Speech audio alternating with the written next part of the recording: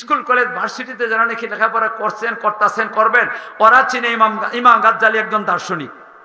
মাথন না যে আপনারা ইমাম গাজ্জালি একজন দার্শনিক, আর মাদ্রাসায় যারা নাকি লেখাপড়া করে করতেছে করবে এরা চিনে একজন দার্শনিক এবং একজন ফকিহ আল্লাহওয়ালা বুজুর্গ ওলি মানুষ। এই ইমাম গাজ্জালি রহমতুল্লাহ আলাইহি মায়ের গর্ভে থেকে বড় দার্শনিক হয়ে আইছেন না। মাথন না যে আপনারা বড় আলিম হয়েছেন না, বড় ওলি হয়েছেন না, মায়ের গর্ভ থেকে উনি দুনিয়াতে আসার পরে মাদ্রাসায় লেখাপড়া করে সেরে বড় দার্শনিক, বড় আলিম, ঠিক না? ওনার পরিবারটা কিন্তু সবাই আলিম, নারী পুরুষ সবাই কি করছেন, ইলম শিখছেন, সবাই আলিম। বর্তমানে তো আমাদের দেশে অনেক পরিবার আছে, এই পরিবারগুলোর মধ্যে নারী পুরুষ সবাই আলিম হয়। ইমাম গাজ্জালি রহমতুল্লাহ পরিবারটা সবাই শিক্ষিত, ইসলামী শিক্ষা শিক্ষিত। ইমাম গাজ্জালি মা আর বাবা ইমাম গাজ্জালিরে মাদ্রাসাত ভর্তি করে দিছে। নুরানি শিক্ষা যারা প্রাথমিক শিক্ষা নিয়মিত লেখাপড়া করতেছেন, শোনেন ভালো করে কেমন অবস্থা ঘটছে। ইমাম গাজ্জালি রহমতুল্লাহ খুব ভালো ছাত্র, আবার লেখাপড়ায় খুব মনোযোগী। ইমাম গাজ্জালি রহমতুল্লাহ নিয়মিত আসা যাওয়া করেন মাদ্রাসাত, নিয়মিত আসা যাওয়া করেন, অনুপস্থিত থাকেন না। একটা ছাত্র যদি ভালো ছাত্র হয়, নিয়মিত আসা যাওয়া করে না, তে কোনোদিন মানুষ হইতে পারবে না। আর যদি নিয়মিত আসা যাওয়া করে, লেখাপড়ার মধ্যে উদাসীন থাকে না, মনোযোগ দিয়ে সেটা লেখাপড়া করে, সে একদিন বড় মানুষ হইব। ইমাম গাজ্জালি রহমতুল্লাহ কিন্তু নিয়মিত লেখাপড়া করেন, আসা যাওয়া করেন। এইভাবে পড়তে আমি মধ্যের লেখাপড়ার গুলা আলোচনা করবো না। এই নিম্নের থেকে শুরু করে একবারে উচ্চ শিক্ষা যখন নাকি গেলেন হাদিস শিক্ষা। আপনারা ইমাম গাজ্জালি এখন হাদিস পড়েন, হাদিস শিক্ষা করবেন যে একজন উস্তাদ, অনেকজন উস্তাদের কাছে লেখাপড়া করবেন, একজনের কাছে না। কিন্তু একজন উস্তাদ যার কাছে উনি যেই বড় কিতাবটা, সেই কিতাবটা ইমাম গাজ্জালি পড়বেন একজন উস্তাদের কাছে, এমন একজন উস্তাদের কাছে যিনি 1040 বৎসর পর্যন্ত হাদিসের শিক্ষা দিছেন, ছাত্রদেরকে পড়াইছেন। একজন মানুষ যদি 1040 বছর হাদিস পড়া, এই হাদিস সম্বন্ধে মনে হয় তেমন একটা জ্ঞান নাই। ইমাম গাজ্জালি রহমতুল্লাহ আলাইহি হুজুরের কাছে লেখাপড়া করতেছেন নিয়মিত। একদিন এই কিতাবটা পড়তেছেন, হুজুরে পড়াইতেছেন, কয়েক হাজার ছাত্র একটা ক্লাসও টাইটেল ক্লাসের মধ্যে কয়েক হাজার ছাত্র। এখন তো টাইটেল ক্লাসও কোনো 5 জন, 10 জন, 20 জন, 25 জন, 100 জন, 200 জন, 500 জন হাটাদারি মাদ্রাসাতে আছে। এই মাদ্রাসাত গেলে ভাইবেন এই ক্লাসের মধ্যে 3 থেকে 4 হাজার। এই একটা মাদ্রাসা পাইবেন, আল্লাহ আর কোন মাদ্রাসার মধ্যে সামান্য ছাত্র। ইমাম গাজ্জালির উস্তাদে পড়াইতেছেন ওই হাদিসটা, যে হাদিসের নিয়ে আসে আমি আপনাদের সামনে আলোচনা করতেছি। পড়াইতেছেন হুজুরে, ইন্নাল মালাইকাতা লা তাজাওয়াজ নিহাতাহা রাদান লিতালিবিল ইলমি।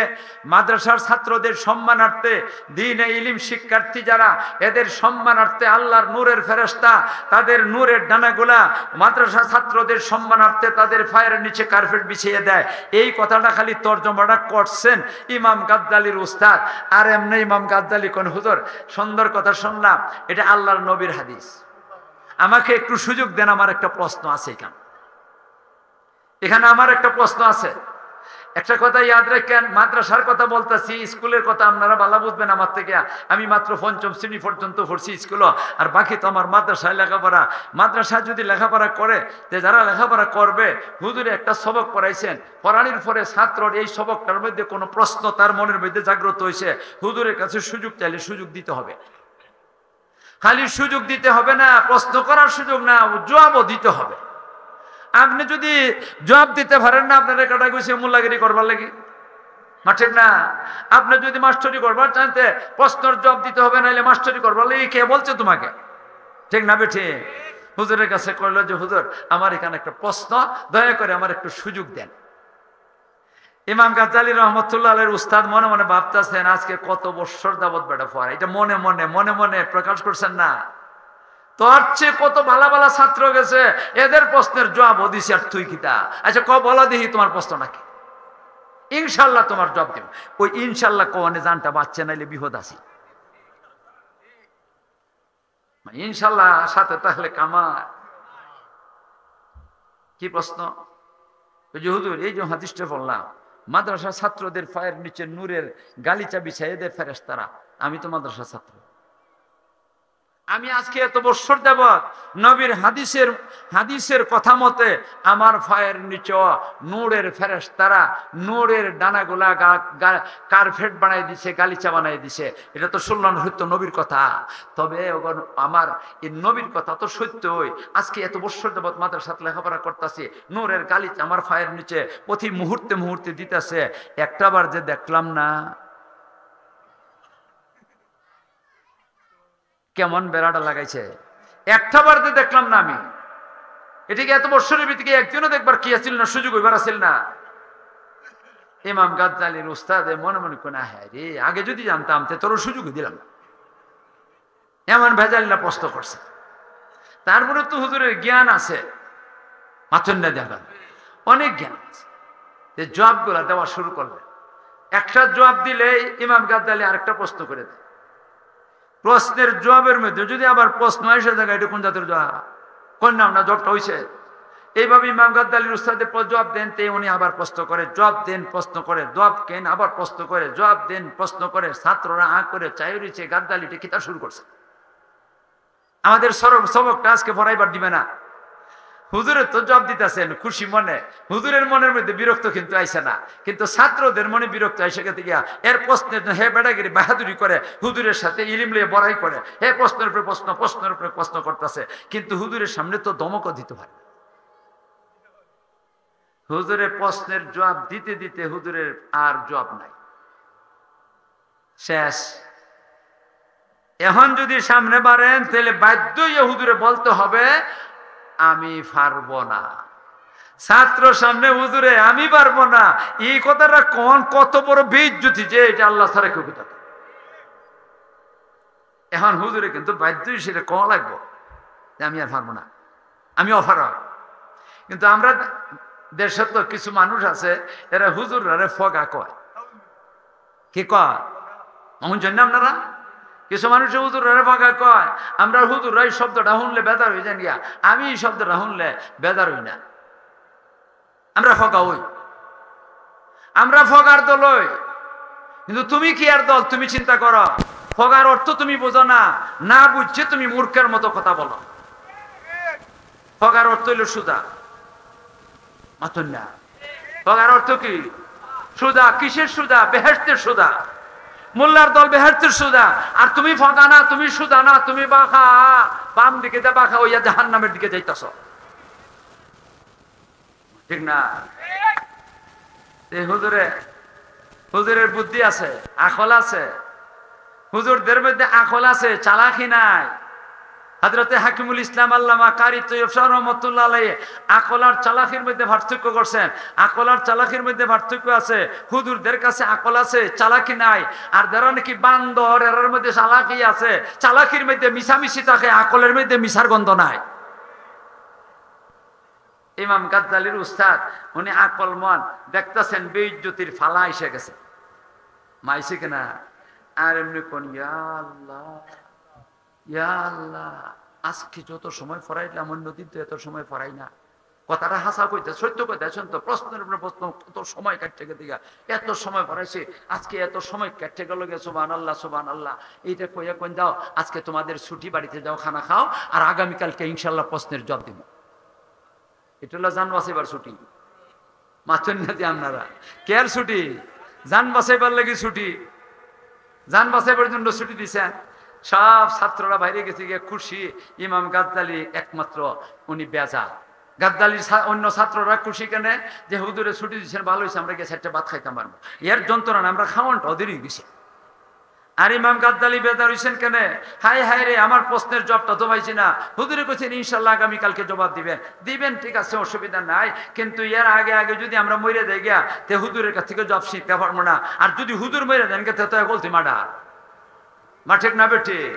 এরপরে তো কিছু বলার ক্ষমতা নাই, এই কথা বলবার কোনো সুযোগ নাই। হুজুর প্রশ্নের জবাব না দিয়ে এখান থেকে যাইতে পারবেন না, এই কথা তো বলার কোনো সুযোগ নাই। না, সুযোগ আছে। হুজুরের যদি কোনো এক লোক এইভাবে কয় হুজুর প্রশ্নের জবাব দিয়ে এইখান থেকে যাওয়া লাগবে, এখান থেকে যাইতে পারবেন না, এক নম্বরের বেয়াদব। মা ঠিক না বেঠে? যাই সব ছাত্র গেছে কে বাড়িতে, হুজুরও গেছেন কে বাড়িতে, বাড়িতে যাই একটা ভাত খাইছেন ঠিক, কিন্তু হেফেডের ভিতরে খাবার যায় না। আরে আগামীকালকে 12টা ঘন্টা যাইতে কত সময় লাগবে? আগামীকালকে গিয়েও তুই আবার প্রশ্নের জবাব দেওয়া লাগবে। আমি প্রশ্নের জবাব দিমু করতে, যা আছে তো সব শেষ। মাগরিবের নামাজ পড়ে হুজুরে কিতাব লয়ে বইছেন, আগামীকালকে প্রশ্নের জবাব দেওয়া লাগবে, অবশ্যই দিতে হবে, অবশ্যই দিতে হবে। কাজী কিতাব পুরানটা কইলে তো হইতো না, নতুন তা লওয়া লাগবে। কিতাব ভারী করছেন অনেকটা, তালাশ করতেছেন রাত্রে 10টা 11টা বাজে গেছে গিয়া একটা প্রশ্নের জবাবের এই সামান্যতম একটা নতুন কুস্তা পাইছেন না। আর এখন বোঝা যায় হুজুরে কিতাব বুঝুনি না। টেনশন তো, মাথার মধ্যে টেনশন থাকলে মানুষের বড় কঠিন কথা বুঝে না। হুজুর এখানে রেখে দিলাম, আজকে আর পড়বো না, এখন ঘুমাই যায়। তাহাজ্জুদের সময় উঠবো, উঠতে তাহাজ্জুদের নামাজের সময় উঠতে সলাতুল হাজত পড়বো, তাহাজ্জুদের নামাজ পড়ে আল্লাহর কাছে দোয়া করবো। এই সময় দোয়াটা কবুল হয়। আর ওই সময় যদি আল্লাহর কাছে চোখের পানি ফেলিয়া আমি যদি কান্নাকাটি করি, হয়তো আল্লাহর রহমতের দরিয়া জুস মারবো, আর আমারে কিছু বুঝবার তৌফিক দিয়া দিবেন, আর আগামীকালকে তারে জবটা দিয়া দেবেন। ঘুমাইছে, ঘুমাই ধরে না, মাথুর নিয়ে দেখা। আচ্ছা, কোনটা টেনশন থাকলে ঘুমাইব? ডাবল ট্যাবলেট খাইলেও ঘুমা ধরে না, ট্যাবলেট ডাবল খাইলেও ঘুমা ধরে না। হুজুরা খালি সাইড বদলান, সাইড বুঝেন না আপনারা। আর আমরা বান্যাসং করট বদলানি, করট বদলানি। আপনারা এখানে কই না দিয়ে ডরাইয়া যদি গালি হয়ে থাকা, আপনারা করটই কো তো করট বদলাইতেছেন। হুজুরা এই লোকে হুজুরে খালি করট বদলান, কারণ ঘুমে ধরে না কি করবে? আর বেশি করট বদলাইলে বাড়ি তার মধ্যে ব্যথা হয়ে যায়। রাত্রে তাহাজ্জুদের সময় হয়ে গেছি গিয়া, আর ওই সময় কোন আর ঘুমাইয়া লাভ নাই, আর করট বদলাইয়া লাভ নাই, সাইড বদলাইয়া লাভ নাই। উঠতে দেয় গিয়া, উঠতে গেছেন, অজু করছেন, অজুটা করে আইয়া সেরা হইলে 2টা রাখাতি সময় রহমতের সময় তো আল্লাহ মানুষে ডাকেন, এই মুহূর্তে আল্লাহ ডাকেন, আসনিরে কোনো বন্দা গুনাহগার আমার কাছে চাও, আমি তোমাদের গুনাহ মাফ করে দিব। আসনি কোনো হাজতমন্দ আসনি আমার কাছে চাও, তোমাদের হাজত পুরা করে দিব। আসনি কোনো অভাবী আমার কাছে চাও, অভাব দূর করে দিব। আসনি কোনো মুসিবত যাতে আমার কাছে চাও, আমি মুসিবত থেকে উদ্ধার করব।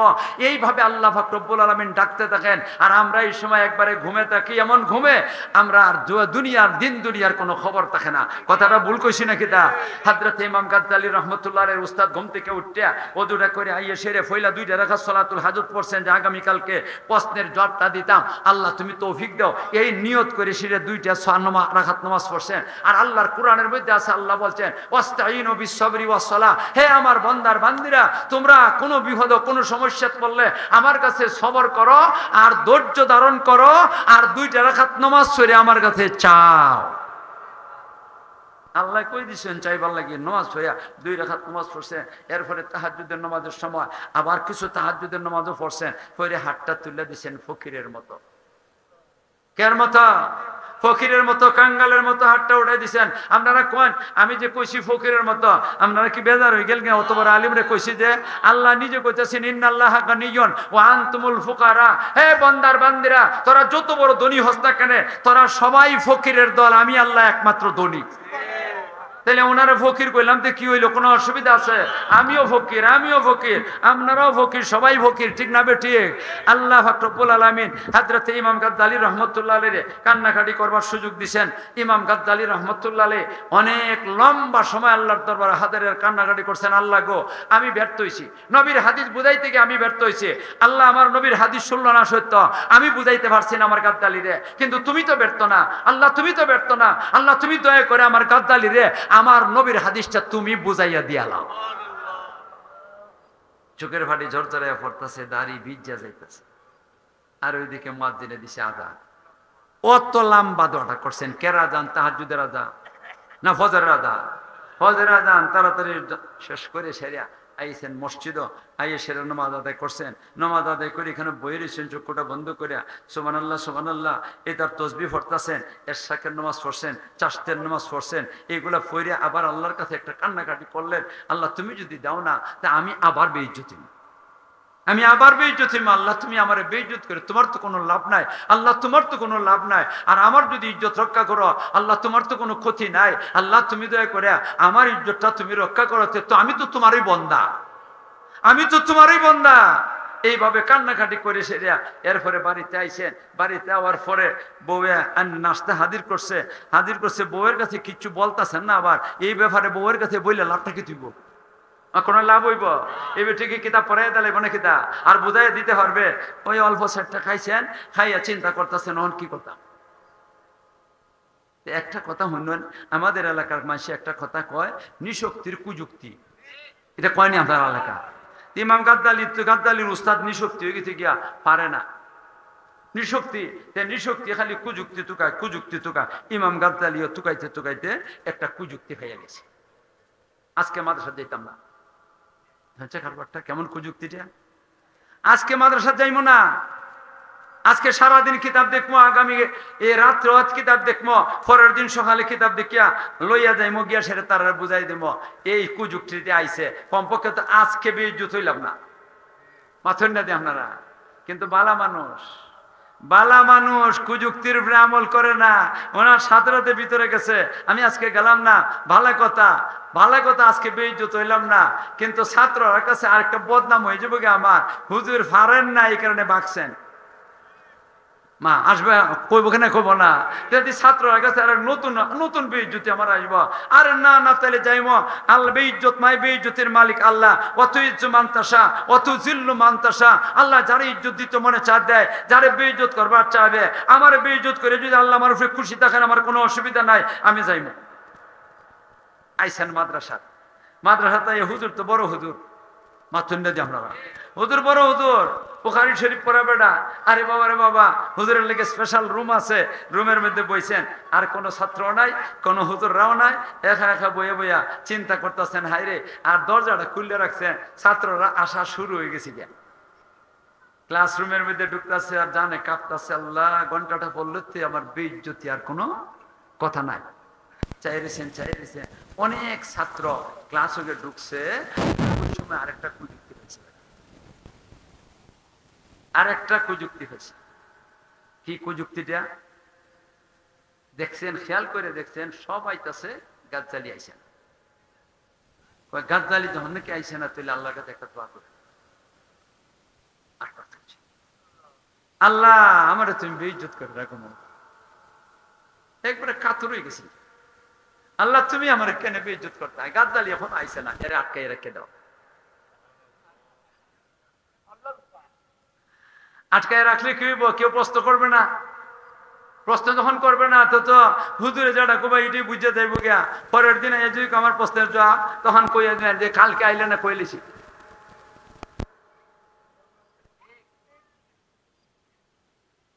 দরজা কইয়া খালি শেষ করছেন, দরজা যে সাহেব আইসে বেটা, দোয়া কবুল হইছে, মাথুর না দোয়া কবুল হইছে, একবারে নগদ প্রমাণ দোয়া কবুল হইছে না। রাত্রের দোয়া কবুল হইছে কিনা এটাও তো জানা নাই, আর এখন যেটা এটা তো নগদ প্রমাণ দোয়া কবুল হইছে না। ইমাম গাদ্দালির উস্তাদ মনে মনে একই হয়ে গেছে গিয়া, আমার কপালে বেইজ্জতি। এখন কি করতা, তালাশ করতেছে। ওই আরেকটা কুযুক্তি হয়েছে। কুযুক্তিটা কি, আজকে ক্লাসও যাইব না, ক্লাসও না গেলে মোতামিমে যদি কয়, মোতামিম মানে প্রধান পরিচালক, উনি যদি বলে আপনি ক্লাসও যান না, তোর সুদা কথা কমো, ফ্যাট বিষ করে, নাহলে মাথা বিষ করে। মোতামিমের বাবারও ক্ষমতা নাই আদে দরিয়া ফ্যাট বিষ আর মাথা বিষ খাইতো, ঠিক না? আবার মানুষ তো বালা, এই কারণে ভিতরে গেছে, আরে মোতামিমের চুকো আঙ্গুল দিয়ে সেরিয়া আমি রেহাই পাইমো, কথা ঠিক, কিন্তু আমার আল্লাহর কাছে আমি মৃত্যুক সাব্যস্ত হয়ে যাব। আমি রসুলের হাদিস ছড়াইমো আর আমি মিথ্যা কথা বলবো, আল্লাহর কাছে মিথ্যাবাদী হইমো, এটা কখনো হইতে পারে না। ইজ্জতের মালিক আল্লাহ, বেইজ্জতের মালিক আল্লাহ, আমি কেন মিথ্যা কথা কইমো? ক্লাসও যাইমো, আল্লাহ যদি আমার বেইজ্জত মানে বেইজ্জত করে সেটা আমার উপরে আল্লাহ খুশি থাকেন, আমার কোনো দুঃখ নাই। এই কারণে ঘন্টাটা খালি পড়ছে আর এমনি ফাল দিয়ে উঠছেন। আজকে কিন্তু কিচ্ছু নাই, ভিতরে কিছু লইয়ে যেতে পারতেছেন না তো, খালি মানুষটা যাইতেছেন খালি আব্দুল্লাহ, কিন্তু ভঙ্গিমা ধরছেন এমন বোঝা যাইতেছেন বস্তা, এক বস্তা ইলিম লিখছে বেটাগিরির মতো। যে সেটা দাওরা ক্লাসের আসনের মধ্যে বইছেন, আসনটার মধ্যে বসে দেওয়া কিতাব, ছাত্ররা দিছে কিতাবটা লইছেন। ছাত্ররা তো সবাই অপেক্ষমান, আজকে হুজুরে জবাব দিবা ইনশাল্লাহ কইসলা, ঠিক না? হুজুরে কোন ফর হাদিস পড়ার নিয়ম হইল ছাত্ররা রিডিং করবো, আর উস্তাদের তর্জমা করবা, ব্যাখ্যা দিবা। এই কারণে কোনো কেউ কইছেন না তুমি বড়, এটা কইছেন না, এই সবাই সম্বোধন করে কোন ফরক যার মনে চায়। ইমাম গাজ্জালি আগের বেরেঞ্চ, বালা ছাত্র যারা স্কুল হোক মাদ্রাসা তো হোক, বালা ছাত্র যারা এরা আগের বেরেঞ্চ বয়, আর জাম্বুর আমার কাজা ডাইটেন ভিসে বয়, ঠিক না? ইমাম গাজ্জালি আগের বেরেঞ্চের মধ্যে।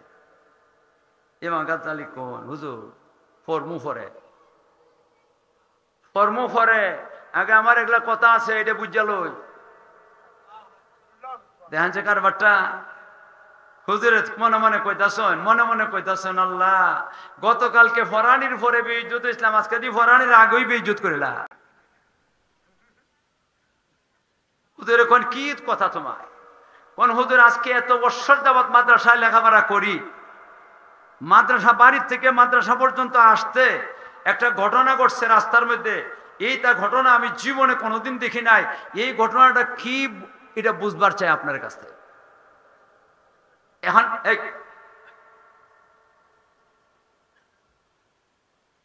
এখন যদি আপনি প্রশ্নের জবাবটা দেন তাহলে আমার মনটা শান্তি হইবে। ওদের মনে মনে 40 বছর যাবত হাদিস পড়ায়, একটা প্রশ্ন করলো গাজ্জালি, এই প্রশ্নের জবাবটা আমি দিতে পারলাম না। আর এমন একটা ঘটনা কইব যে ঘটনা আমি স্বপ্ন দেখছি, এটা কি বুঝাইতাম তারে? আবার ছাত্রর কথাটার উপরে একটা খেয়াল করছেন যে হুজুর জীবনে কোনোদিন এমন একটা ঘটনা দেখছি না। যখন কইছে জীবনে কোনোদিন দেখছি না এই জাতের ঘটনা, তাহলে আমার দোয়া নি কবুল হইছে। রাত্রের দোয়াটা নি কবুল হয়ে গেছে গিয়া। আমি যে কইছিলাম আল্লাহ গো আমার গাদ্দালিরে আমি হাদিস বুঝাইতে ব্যর্থ হইছি, তুমি তো ব্যর্থ না, আমার নবীর হাদিসটা তুমি বুঝাইয়া দাও। আল্লাহ মনে হয় এমন কোন ঘটনা ঘটাইছেন যেটার দ্বারা হাদিসের ব্যাখ্যা তার জন্য বুঝবার সহজ হয়ে যাবে। তখন হুজুরে কোন কসাই তোমার কি প্রশ্নটা, এই কি ঘটনাটা? তখন ইমাম গাজ্জালি বলতেছে হুজুর ঘটনাটা আমি যখন নাকি মাদ্রাসার সময় একবারে নিকটে আইসা যাইতাছে, তাড়াতাড়ি খানা খাইছি, খানা খাইয়া কিতাব লইছি কান্দের মধ্যে, বুখারী শরীফ মুসলিম শরীফ তো বড় বড় কিতাব না, কান্দের মধ্যে লইছি। লইয়া আমি আমাদের বাড়ির পাশে যে রাস্তাটা আইছে মাদ্রাসা পর্যন্ত, এই মাদ্রাসা এই রাস্তার মধ্যে আইলাম। আমি মাদ্রাসার দিকে মুখ করে রওনা হইছি। আর এই সময় ঘটনাটা ঘটে গেছিল।